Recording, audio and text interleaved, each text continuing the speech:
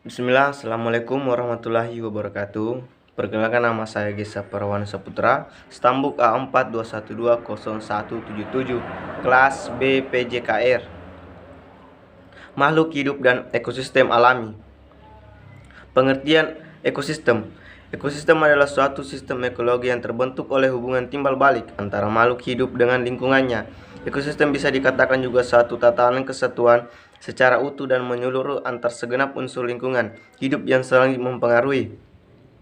Ekosistem juga merupakan suatu sistem ekologi yang merupakan unit fungsional yang dihasilkan oleh interaksi komponen biotik atau makhluk hidup atau organisme, komponen abiotik, benda mati, dan juga komponen kebudayaan antropogenik. Kedua komponen yang biotik dan abiotik tersebut berada pada suatu tempat dan berinteraksi membentuk satu kesatuan yang teratur. B. Pengertian populasi. Populasi berasal dari bahasa Latin yaitu populus, rakyat, berarti penduduk. Dalam ekologi, yang dimaksudkan dalam populasi adalah sekelompok individu yang sejenis. Apabila membicarakan populasi, haruslah disebut jenis individu yang dibicarakan dengan menentukan batas-batas waktu serta tempatnya. Jadi, populasi adalah kelompok kolektif organisme-organisme dari jenis yang sama yang menduduk ruang atau tempat yang terbuka dan memiliki berbagai ciri atau sifat yang merupakan milik yang unik dan kelompok dan tidak merupakan milik individu di dalam kelompok itu. Faktor yang mempengaruhi pertumbuhan populasi diantaranya kompetisi. Ini dapat terjadi antara populasi satu dengan yang lainnya dalam mempertahankan hidupnya. Mortalitas, terjadinya suatu kematian atau punahnya individu karena kekurangan sumber makanan, terserang penyakit, dan lain-lain. Natalitas, yaitu adanya kelahiran yang menyebabkan pertambahan jumlah individu. Migrasi, yaitu keluar dan masuknya populasi yang sama. Predasi, yaitu interaksi antar organisme di mana suatu organisme dibangsa oleh organisme lainnya. Suksesi, dalam setiap komunitas, setiap populasi dikelompokkan ke dalam salah satu dari kelompok berikut. Yang pertama, produsen, yaitu suatu jenis makhluk hijau yang bisa merubah energi surya menjadi energi kimia dalam jaringannya, seperti rumput, pohon, dan sebagainya. Ke konsumen pertama, yaitu makhluk herbivora, suatu organisme pemakan tumbuhan seperti sapi, kerbau, gajah, kambing, dan sebagainya. Konsumen kedua, yaitu karnivora, suatu organisme pemakan herbivora seperti manusia, harimau, ular, dan sebagainya. Konsumen ketiga, yaitu karnivora, suatu organisme pemakan karnivora lainnya. Parasit, yaitu organisme yang memakan makanan yang telah dicerna oleh organisme lain sebagai tempat hidupnya, seperti benalu, jamur, dan sebagainya.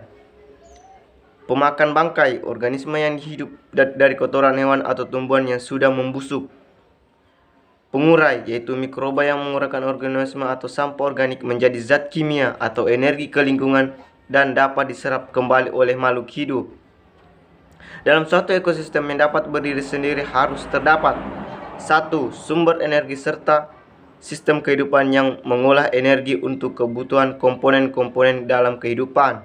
Kedua, zat-zat kimia mengatur keseimbangan zat-zat abiotik dan biotik dalam ekosistem, atau terutama H2O, CO2, dan O2 serta unsur hara lainnya.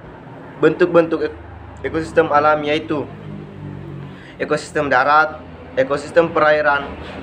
Terlepas suatu komunitas sangat tergantung pada aliran energi melalui masing-masing populasi.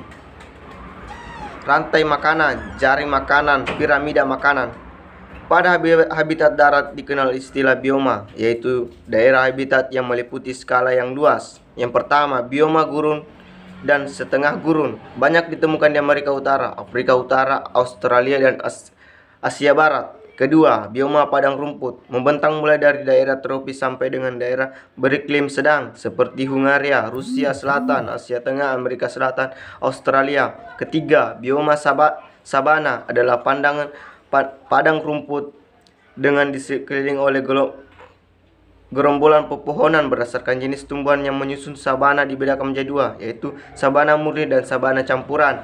4. Bioma hutan tropis merupakan bioma yang memiliki keanekaragaman jenis tumbuhan, hewan yang paling tinggi, meliputi daerah aliran sungai Amazon, Enrico Amerika Tengah sebagai besar, daerah Asia Tenggara dan Papua Nugini, dan lembah Kongo di Afrika. 5. Hutan musim. Di daerah tropis selain hutan tropis terdapat pula hutan musim. 6. Hutan lumut banyak ditemukan di lereng gunung pegunungan yang terletak pada ketinggian di atas batas koordinat uap air. Di hutan lumut yang tumbuh tidak hanya lumut saja, melainkan hutan yang banyak pepohonannya yang tertutup oleh lumut. 7. Bioma hutan gurun atau deciduous forest. Ciri khas dari hutan ini adalah tumbuhnya sewaktu musim dingin. Daun-daunnya meranggas. Bioma ini dapat dijumpai di Amerika Serikat, Eropa Barat, Asia Timur, dan Chili. 8. Bioma hutan taiga atau hutan homogen. Bioma ini kebanyakan terdapat di daerah antara subtropika dengan daerah kutub seperti daerah Skandinavia, Rusia, Siberia, Alaska, Kanada. 9. Bioma hutan tundra terletak di kawasan lingkungan kutub utara sehingga kimanya adalah iklim kutub. Istilah tundra berarti dalam dataran tanpa pohon. Vegetasinya didominasi oleh lumut dan lumut kerak. Vegetasi lainnya adalah rumput-rumputan dan sedikit tumbuhan berbunga berukuran kecil. 10.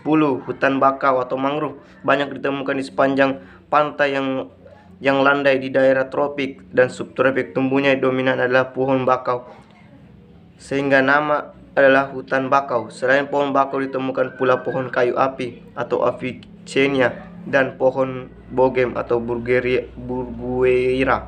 Kesimpulannya, ekosistem adalah kesatuan komunitas dengan lingkungan yang membentuk hubungan timbal balik. Ekosistem tersusun atas 3 komponen, yaitu komponen biotik, komponen abiotik, dan komponen pengurai atau dekomposer.